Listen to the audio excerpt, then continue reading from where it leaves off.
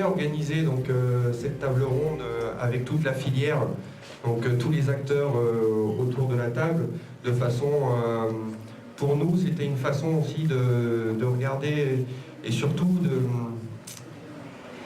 pour pouvoir travailler derrière. Nous, on est aujourd'hui à la recherche de nouveaux critères pour justement le critère organoleptique est un critère qui peut être intéressant et on va juger aujourd'hui de la pertinence justement des différentes races de porc et sur l'aspect gustatif que ça peut apporter.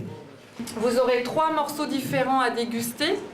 Donc vous aurez tout d'abord de la poitrine, le carré de porc ensuite et le filet mignon. Et vous aurez les accompagnements à la fin avec les filets mignons, puisque donc vous allez déguster la viande vraiment sans aucun assaisonnement. Donc pour chaque type de morceau, vous aurez une assiette.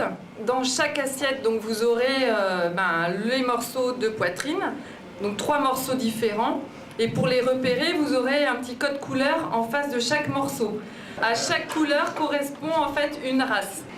Donc aujourd'hui, sur la table ronde de cochon de Bretagne, on a cuit différents morceaux qui sont le mignon, la poitrine et le carré. Donc tous ces morceaux ont été cuits à basse température, sans sel, sous vide.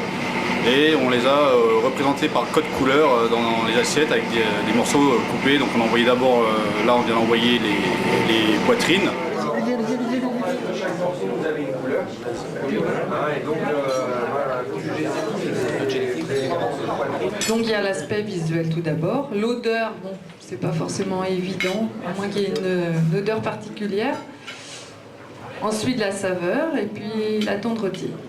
Comme l'a dit tout à l'heure Carole, sans sel et sans poivre, ça a été cuit sous vide à basse température à 64 degrés et la viande n'a pas été marquée, donc vous l'avez vraiment nature. Je pense que sous vide, c'est une cuisson par concentration, donc forcément l'odeur est beaucoup plus présente que si on faisait une cuisson au four par exemple, où les odeurs sont plus atténuées après. Là, ce qui peut faire ressortir au goût, c'est le gras. Et après, voilà, on n'a qu'à appuyer dessus, on verra qu'un morceau est plus souple que l'autre. À l'œil comme ça, je trouve que c'est visuellement très agréable. Est-ce qu'il y a une différence de goût très marquée entre les 3 morceaux? Oui, alors pour moi oui monsieur. D'accord. Oui, pour moi effectivement très précis même. Je tire peut-être une conclusion hâtive, mais je me dis qu'il y en a sûrement pour tous les palais et il en faut pour tous les goûts.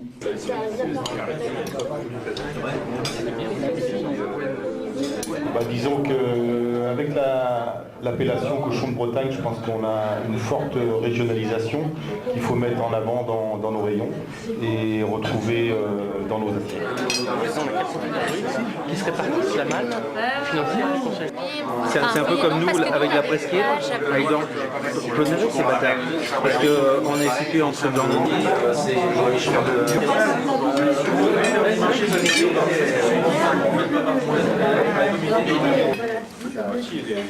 En même temps avec les morceaux, et tu dis à l'odeur respective.